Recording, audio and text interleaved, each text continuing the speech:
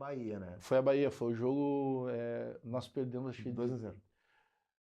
foi 2-0? 2-0. Tanto jogo, eu 2-0. sei que, cara, eu acho que foi mais, eu acho que foi 3-0 ou 3-1, porque eu lembro que com tava 2-0 logo no começo do jogo, assim.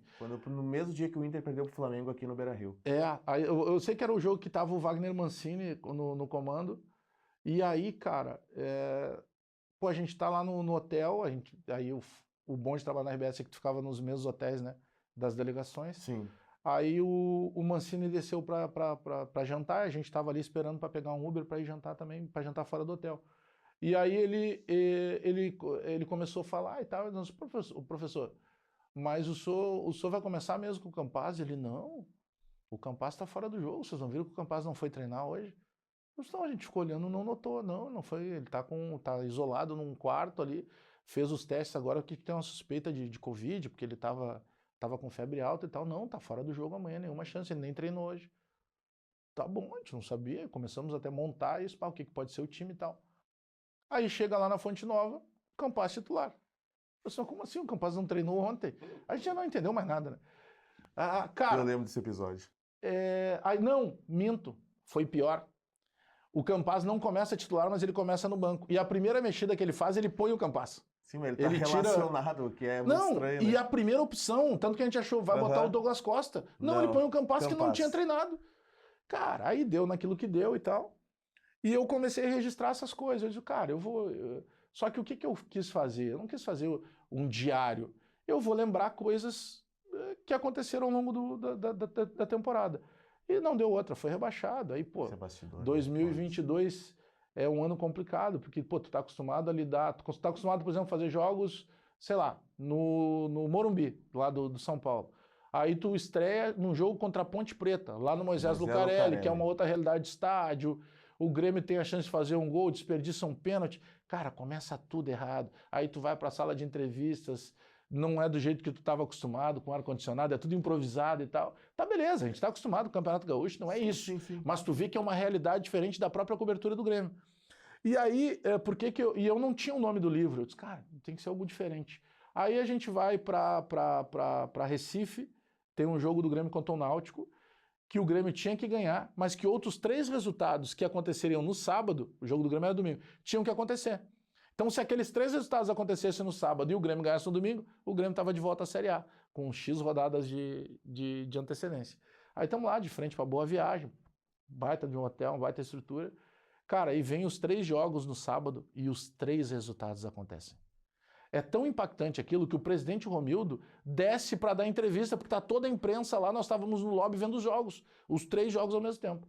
Cara, e ele dá entrevista. Aí eu digo assim, cara, esse jogo começou hoje, por isso que o nome do livro é O Jogo que Durou 24 Horas. Sim. E aí no domingo a gente ganha o jogo do Náutico, volta, e aí eu tenho o nome do livro e tal. Mas foi mais um livro para mim, mas que até vendeu muito bem, cara. Eu fiz uma tiragem de 1000 exemplares de cara, e o livro já saiu com, cara, quase 700 exemplares vendidos, assim. Aí na estreia eu vendi mais uns 80, ele praticamente se esgotou, assim. Sim, rapidinho. Ainda tem a Livraria Santos, que tem no Pontal, tem outros endereços aqui, ainda tem. Mas ele praticamente esgotou muito rápido. Mas, cara, eu não tenho a pretensão de dizer assim, eu sou escritor. Cara, eu prefiro o termo assim, apesar de ser jornalista, eu sou comunicador. Sabe, eu vivo da comunicação, eu gosto de comunicar, onde eu chego naturalmente eu gosto de falar e tal, eu me sinto um comunicador. Mas, pô, escritor, eu convivi com tanta gente, eu convivi com o Davi Coimbra. Pô, Davi Coimbra era escritor, sabe? E outros tantos caras. Inteligentíssimo, né? Inteligentíssimo, bem-humorado. Isso é a melhor parte é tu conhecer as pessoas no dia a dia, sabe? Fora do microfone, assim. Infelizmente, o Davi já estava numa parte final de vida, né, em função da doença. Sim. Mas ele era um cara sensacional. Cara. Um craque, né? Pô, eu participei dos 50 anos do Sala, né, cara? Se os caras gostam ou não gostam de mim, não tem problema nenhum. Nos 50 anos do Sala, eu tava numa das cadeiras lá. Tenho lá as homenagens. E aí tu conviver, pô, o Guerrinha foi um cara que eu sempre gostei demais. O Guerrinha sempre foi um cara que me tratou muito bem. Tanto que eu lembro que eu tava na Rádio Grenal e a gente tava num programa de muito sucesso na Grenal de manhã. E aí um dia entra uma mensagem no Facebook, cara. Eu disse, não pode ser o Guerrinha. Isso que nem era época de fake news ou de perfil falso, e eu já fui ver, será que realmente era o Guerrinha? Então tinha coisas assim que valem demais, cara. Então, conviver com o Pedro Ernesto Senardim, um cara sensacional. O Pedro fizeram a homenagem do Pedro, sei lá, sei que ele virou o Homem Grenal, né? O cara que mais narrou clássico do Grenal e tal. Aí fizeram toda uma estrutura, assim, e a gente tá na arena, né? Eu do lado dele, num jogo da arena, num Grenal. E aí os caras assim, o Bagé, fica esperto, que eu acho que o Pedro vai se emocionar, o Pedro é muito emotivo.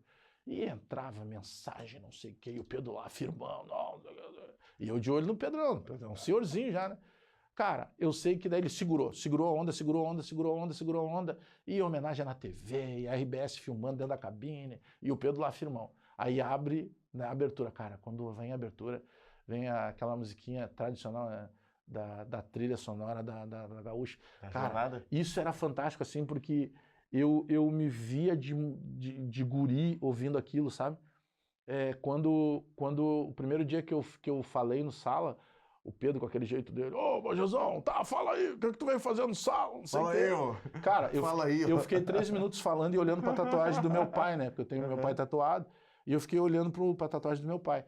Porque ali o meu pai morreu antes de que eu virar. O meu pai morreu bem no comecinho ali comecinho de 2002.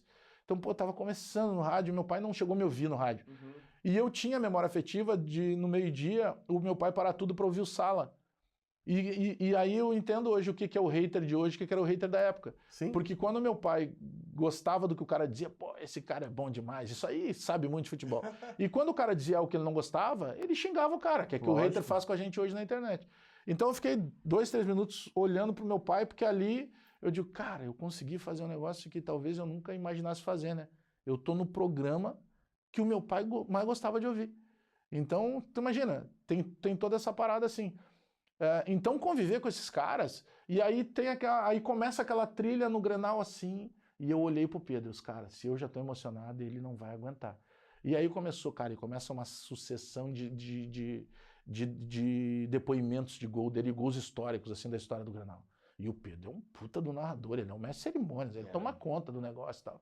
Não sei se tecnicamente narrando o Pedro foi maior. A gente teve Pedro Carneiro Pereira, a gente teve Mendes Ribeiro, a gente teve Haroldo de Souza, que era uma máquina de narrar. Armindo Antônio Ranzolin. Marco Antônio Pereira, pô, que foi narrador da minha jornada. Imagina, eu tinha o Marcão narrando, né? Outra perda que eu tive, mas, cara, o Marcão era o meu narrador, cara. Eu chegava para fazer os jogos, cara, eu ouvi o Marcão na Gaúcha, narrando Copa do Mundo, hoje o Marcão trabalha comigo. Pois é.